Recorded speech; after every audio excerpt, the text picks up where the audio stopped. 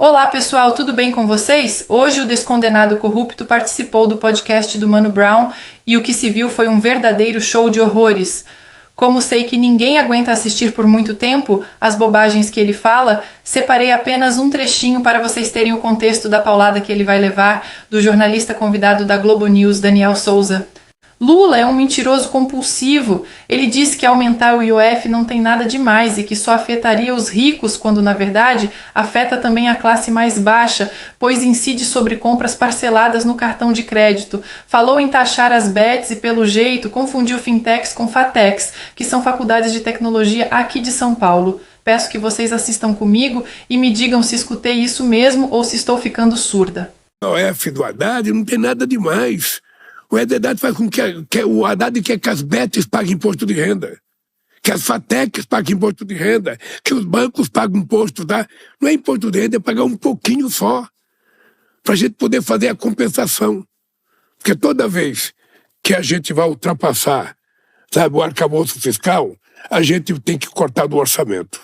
Então, se eu tiver que cortar 40 bilhões do orçamento de obras, de rua, para saúde, para educação, eu tenho que ter uma compensação. O IOF é um pouco para fazer essa compensação, sabe? Então nós estamos pegando os setores que ganham muito dinheiro, que pagam muito pouco. As bets, nós estamos saindo eles pagam 12, nós queremos que pague 18. Eles ganham bilhões e bilhões e bilhões e bilhões. Não querem pagar. As fatecs hoje são quase que uns bancos, não querem pagar. Então essa briga nós temos que fazer, gente. Sabe, não dá pra gente ceder toda hora. Após essas falas ridículas e mentirosas do descondenado, a Globo teve a infeliz ideia de colocar o jornalista e economista Daniel Souza para comentar.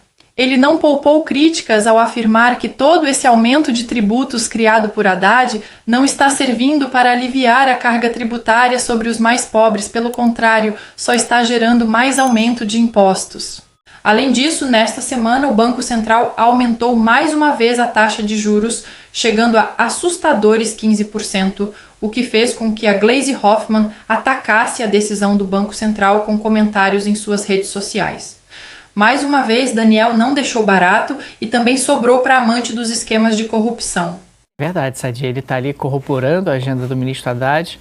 Agora, é importante destacar que o presidente coloca a luz sobre o que interessa a ele, presidente. Porque na prática, quando você está sugerindo esse aumento de imposto, porque é um aumento de imposto, na prática o governo está escapando de buscar algumas outras alternativas. Por exemplo, ele pode aumentar imposto sobre as bets, sobre os bancos, etc., mas por que não reduz impostos sobre outros segmentos da sociedade se o objetivo é reequilibrar? Se você não está reduzindo impostos sobre outros segmentos, no geral você está aumentando a carga tributária. E você está aumentando a carga tributária não para preservar a questão dos investimentos em obras, como ele fez referência há pouco. Você está aumentando a carga tributária para acomodar o crescimento das despesas obrigatórias. Despesas obrigatórias que vão ali criando constrangimentos no arcabouço. O que o presidente também não diz é que o que está sendo proposto é um paliativo. No ano que vem, aí a gente vê o que a gente faz no ano que vem, para caber no orçamento fiscal. Em 2027, a gente reza para dar certo, porque até lá não tem projeto. Quer dizer, não há um enfrentamento estrutural, não há um enfrentamento do que efetivamente é a raiz do problema. Você vai fazendo ali uma gambiarra. Essa palavra foi utilizada no debate público e me parece que ela é bastante feliz. O que o governo está propondo é uma gambiarra para tentar resolver 2025. 2026, a gente vê. 2027 está muito longe, aí tem uma eleição no meio do caminho, existem aí alguns elementos que o presidente não coloca no debate. Claro, faz parte da estratégia dele defender o seu próprio governo, defender o seu próprio ministro, mas me parece que essa discussão deveria ser um pouco mais profunda do que ele apresenta. Deixa eu seguir aqui, queria trazer para vocês uma informação que está lá no meu blog. Eu queria dizer que, olha, é feriado, mas está movimentado. Esse blog, professor. Hoje de manhã, o ex-presidente do Banco Central, Roberto Campos Neto, me procurou e saiu em defesa da decisão do Copom, que elevou a taxa básica de juros para 15% ao ano, que é o maior patamar em quase 20 anos. Decisão que aconteceu ontem, né? Está lá no meu blog. Eu vou dar aqui o destaque para o trecho que importa. Ele disse assim, ó: aspas, eu poderia falar, viu? Me criticaram tanto e agora a taxa está maior, mas a minha honestidade intelectual não me deixa embarcar nessa. Eu teria feito a mesma coisa. Acho que o ganho de credibilidade frente ao custo monetário era claramente favorável a esse último ajuste, dada a necessidade de reverter as expectativas desancoradas.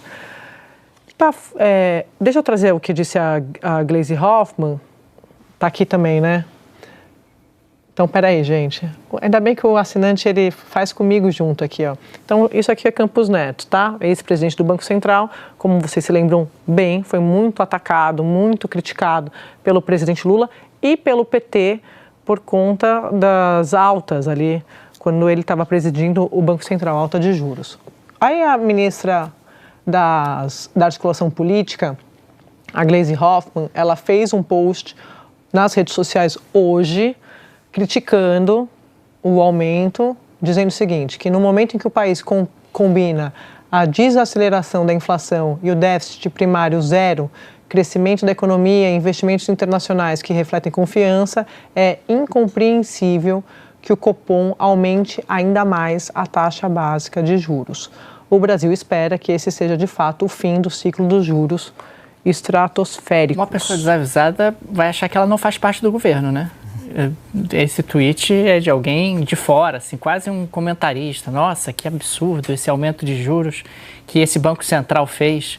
Banco Central com o qual a gente não tem qualquer tipo de relacionamento ou responsabilidade, inclusive com os nomes que lá estão. A participação de Lula no podcast foi tão desastrosa que levou até um dos maiores puxa-sacos do desgoverno, Gerson Camarote, a criticar essa muleta que Lula vive usando ao dizer que luta contra a extrema-direita, já se referindo a uma possível disputa com Tarcísio, Ratinho Júnior ou Caiado. Mesmo criticando Lula, ele ainda não deixa de alfinetar o presidente Bolsonaro, dizendo que não existe mais Bolsonaro. Se ele acompanhasse as pesquisas, veria que o bolsonarismo está mais vivo do que nunca. Uma questão, o presidente Lula está antecipando muito a disputa à reeleição. Ele já tinha dado uma fala recentemente, na semana passada, quando ele esteve em Minas Gerais, muito parecida, vamos derrotar a extrema-direita e tal. É um erro para qualquer governante antecipar tanta eleição, porque tudo que ele faz a partir de agora é palanque. Né? E ele vira alvo também. Ele está em palanque. E hoje ele dá algo... Eu acho, ao invés de estar apresentando propostas, eu conversei com alguns ministros do governo, avaliam que muito melhor seria estar com agenda positiva, mostrar propostas, do que estar rivalizando. Então, o fato de estar rivalizando e chamando de extrema-direita o adversário é um fato que mostra uma ausência de propostas do governo e um vazio de propostas. O que resta é repetir essa polarização que teve com Bolsonaro em 2022, sendo que não existe mais Bolsonaro. E aí vem o segundo movimento do presidente Lula hoje, que ficou muito claro. Ele passa a nominar o que ele está chamando de extrema-direita. Governador Tarcísio, de São Paulo, governador Ratinho Júnior, do Paraná, governador Caiado, de Goiás, nessa mesma entrevista.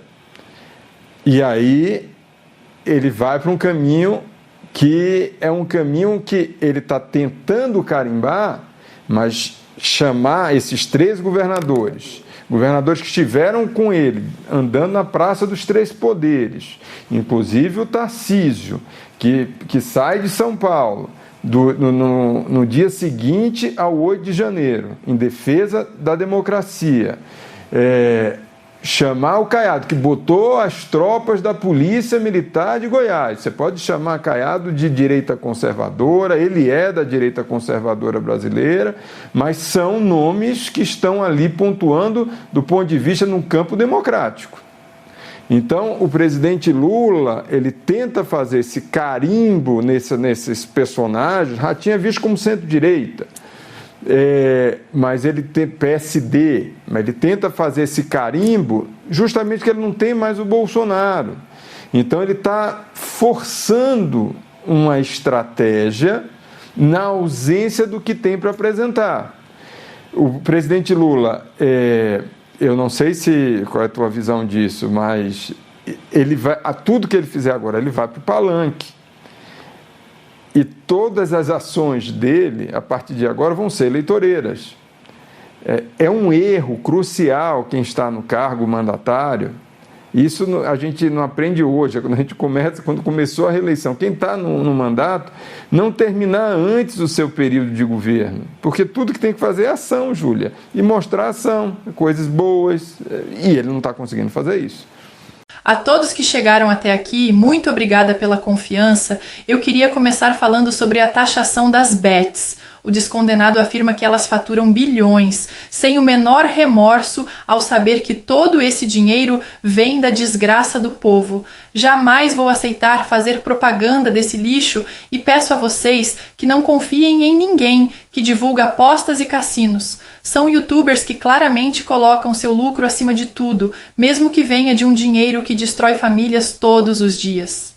E sobre essa bobagem de que está combatendo a extrema-direita, isso é tudo o que sobrou para um presidente decadente, com um governo sem propostas e que só piora a qualidade de vida da população. Ele precisa de um espantalho para fomentar a guerra de classes, pois se for para um debate precisando apresentar propostas e resultados, está acabado. O que vocês acham, pessoal? Se Bolsonaro ficar fora da disputa, qual dos nomes seria o ideal para substituí-lo visando derrotar Lula em 2026? Comentem aí que responderei o máximo de comentários que eu conseguir. Até o próximo vídeo e que Deus abençoe a todos nós.